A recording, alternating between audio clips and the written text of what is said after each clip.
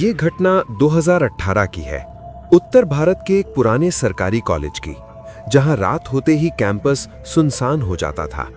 दिन में हंसी शोर, लड़कियां लड़के, क्लासेस, लेकिन रात 12 बजे के बाद कॉलेज एकदम बदल जाता था। कॉलेज के गार्ड्स एक बात हमेशा कहते थे, 3 बजे के बाद कैंपस में कोई नजर आए तो उसे आवाज मत देना, लेकिन किसी ने उनकी बात नहीं मानी। अनन्या उसी कॉलेज में बीए सेकेंड ईयर की छात्रा थी। हॉस्टल कॉलेज कैंपस के अंदर ही था। रात को उसे अक्सर देर तक पढ़ने की आदत थी।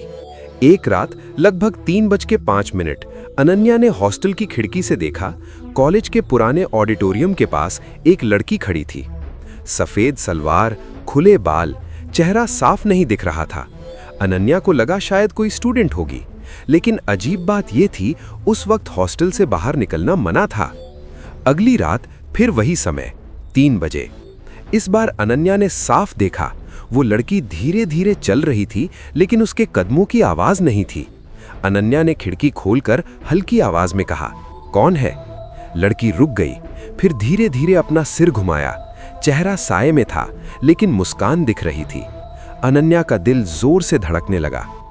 अगले दिन अनन्या ने अपनी दोस्त पूजा को सब बताया। पूजा का चेहरा पीला पड़ गया। पूजा ने कहा, तूने उसे देख लिया? फिर उसने बताया 5 साल पहले इसी कॉलेज की एक लड़की रिया रात को ऑडिटोरियम के पास से गायब हो गई थी। कहते हैं वो रिजल्ट आने के बाद बहुत परेशान थी। आखिरी बार उसे 3 बजे देखा गया था। उसकी लाश कभी नहीं मिली।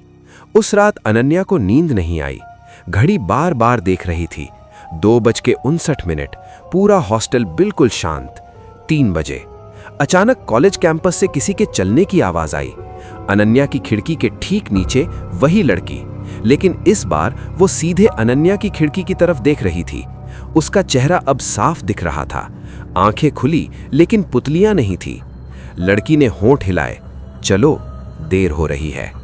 अनन्या चीख भी नहीं पाई। सुबह हॉस्टल में हड़कंप मच गया। अनन्या का कमरा अंदर से बंद था। दरवाजा तोड़ा गया।